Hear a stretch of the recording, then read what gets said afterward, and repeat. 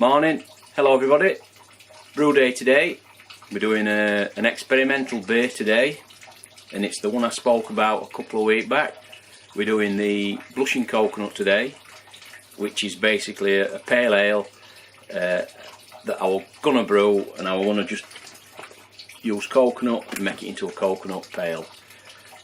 But then I remembered I'd got a kilo of sloe berries in my freezer, so we're going to incorporate, I don't know if I'm going to use them all, but we're going to use some of them into this brew, and hopefully that'll change the pale colour and give it a nice red or a blush. What strength of a red I don't know. Might be a rosé sort of colour or deeper, we'll have to see. It'll come out what it comes out, but we're calling it the blushing coconut. And I have various other things that I'm trying to use up. It's a bit of a odds and sods brew. I've changed out two of the hops. I've changed out the Challenger and East Kent Goldings, so I can use up some of my other bags of hops that I've got open. I've already mashed in. In fact, that mash has only got about 15 minutes, 10 minutes left. Mashed in, that's recircling. My sparge water's heating up, and we're steady away. So, give you a quick rundown at recipe. We're doing a 23 litre batch. It's an hour mash at 65 degrees, and your malts are 4.3 kilo of pale malt, 95 grams of crystal malt. Dead easy. I've kept that as it is to recipe. Now for the boil, it says an hour 10 in book. I'm doing an hour. Hops, like I said, I changed out the Challenger and I'm using Northern Brewer. So we're having Northern Brewer, 35 grams, start at boil. East Kent Goldings I've changed out and I'm using Goldings. So it's Goldings 23 grams at flame out. And then your last hop addition is Styrian Goldings 16 grams at flame out. So that's basically your recipe. It's Dan Star Nottingham ale yeast, but I've got some US05 that I collected, so I'm reusing that. Now the coconut and the lactose that I'm using up. I'm using lactose because your berries can be a little bit bitter or tart, so putting this in to try and counteract a bit of that. I'm going to put 200 grams of lactose, 10 minutes from end, and the coconut I'm going to put 100 grams at flame out. Then I'm going to put 200 grams as a dry hop, probably 5 days in, something like that. And that's the only thing that's going in the dry hop, just coconut. So there you have it, that's what we're brewing. We'll do this as a grain to glass. That's just about done now, so I'm going to go and weigh out all my hops and my coconut, and I'll see you in a bit.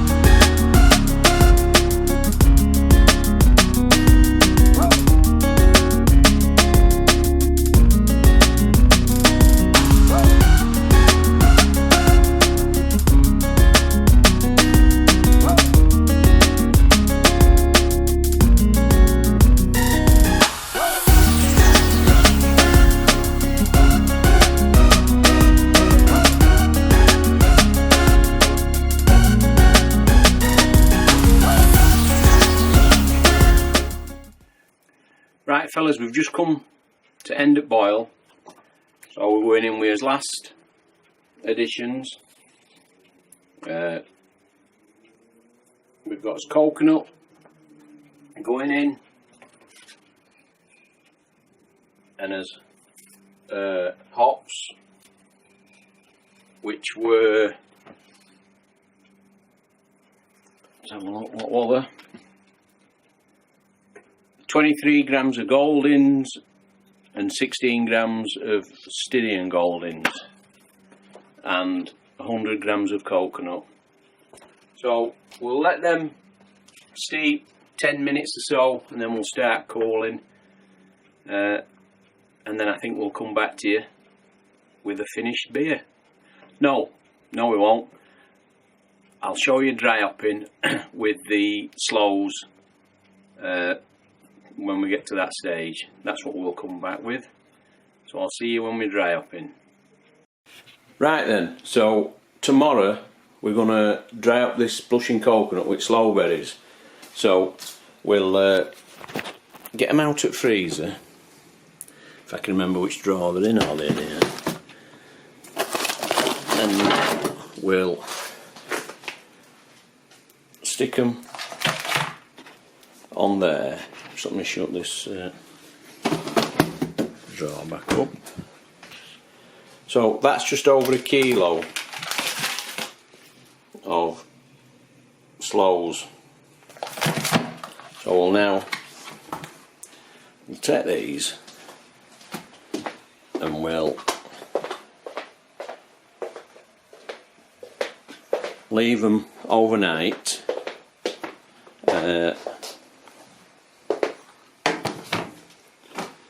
in conservatory, and then tomorrow I'll cut them open and show you what they're like when they've defrosted. Right then fellas, it's time to dry up now. These berries, these sloes, they've defrosted now, and I've just been crushing them a little bit while they're in this backpack, so that quite a lot of juice will come out. And I've just transferred from my stainless fermenter into this bucket just to get it off yeast, because I'm going to reuse that yeast cake. And I've just took a sample. It's finished out at 10:10, and recipe says 10:12. So we've just gone a little bit lower. So we're happy with that. And I've got my coconut here, and we're not going to bag anything and anything, it's all just going straight in. And then when I come to keg, because I'm gonna keg probably 10 litres, bottle rest. Yeah,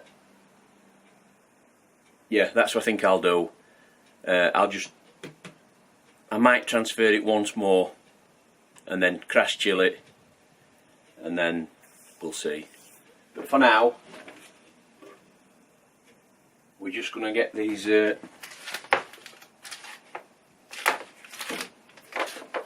sloes in. Now, I don't know which is going to be the best way to do this.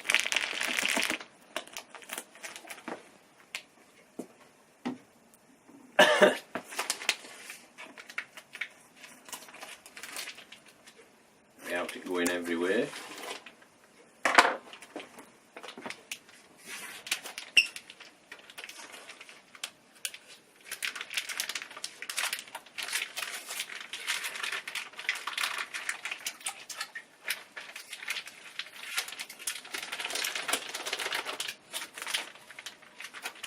Well, we're not doing a good job of this, are we?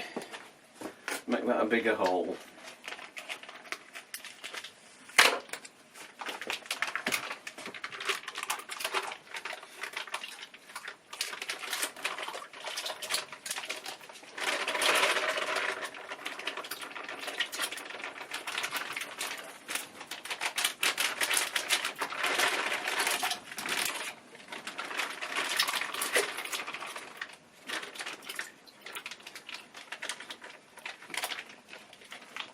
and that will just over a kilo has gone in, and there's 200 grams of the coconut here.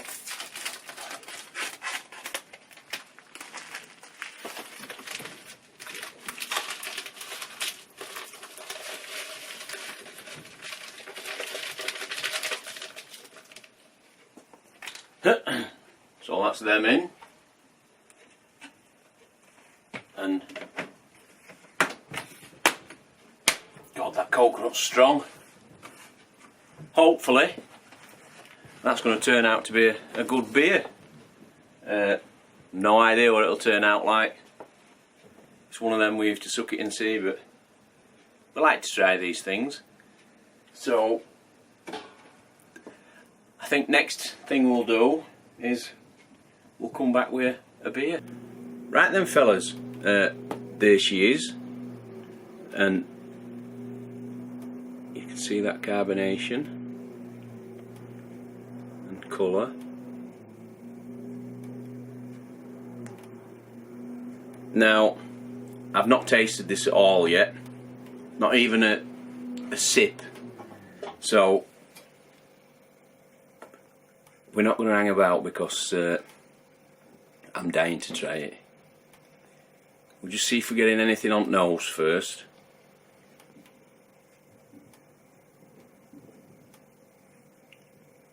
Now, ever so slightly coconut coming through. Whether that'll come a little bit more prominent as I get down glass and I can swirl it a bit and fire them aromas up, we'll see.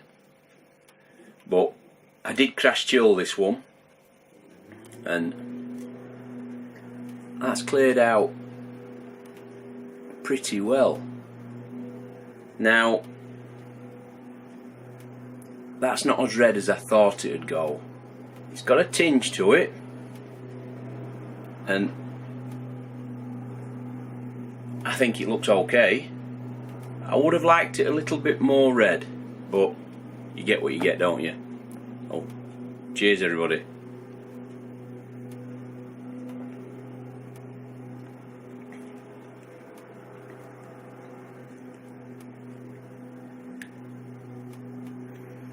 Now,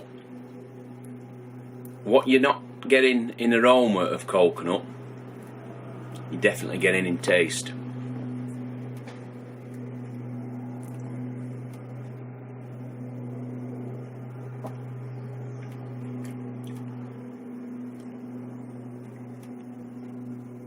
There's definitely a coconut flavour there. Not too strong. I personally could have that a little bit more stronger in flavour of coconut. And it's, you can tell you've had that lactose in because you get a coconut bite straight into a bit of sweetness, straight into a dryness. A dryness that dries your mouth out.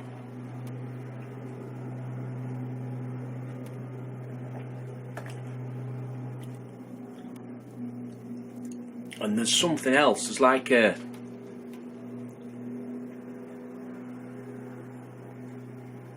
just for a split second you get like a, how can I explain it? Like a Ribena taste, if that's describing it. Like a cordial. You get your coconut, your sweetness and your dryness, and it's in that sweetness. It's like a sweetness of a cordial, a Ribena, orange squash sort of thing. That sort of sweetness.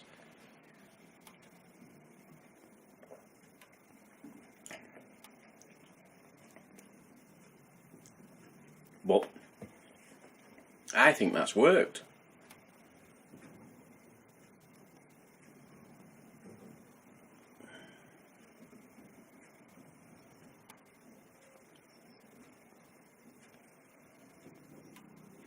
but there's definitely not masses of coconut aroma.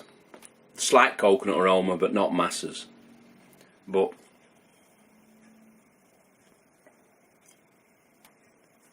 that looks a pretty little pint though, that. Would I brew it again? I think I would. But saying that, I think if I were going to use coconut again, the coconut IPA is far, far better. If you want a coconut drink, that's the one.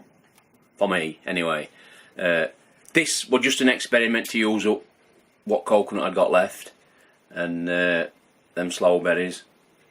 And you can get them sloes, I know they're seasonal, but you can get them online. I was looking on Amazon, and I can't remember whether it were a kilo or half a kilo, but they were like £14. Stupid money. So I don't think I'd be brewing this again unless I went and picked my own, or my dad got me some more again. I know where there's plenty of bushes to go get some, so it may be it's just a 1 or 2 brews of this a year, if and when I can get hold of them, because I don't think I'll be buying them at like 14 quid. But as a one-off, I'm really happy with that. We've got a nice colour. It's not as red as I wanted it, like I've said. It's not the blushing, unless,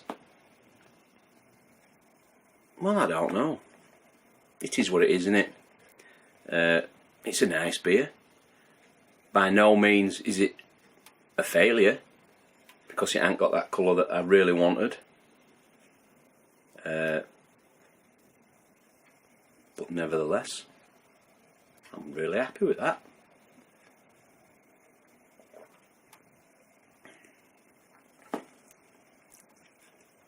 So that's the blushing coconut, grain to glass. If you can get hold of some sloes, I think it's worth doing. If you're doing a 23 litre batch, maybe I put a kilo in, something like 1.1 kilos. So you might need about 1.5, 1 3/4 to really alter that colour. But we'll take that, and I'll catch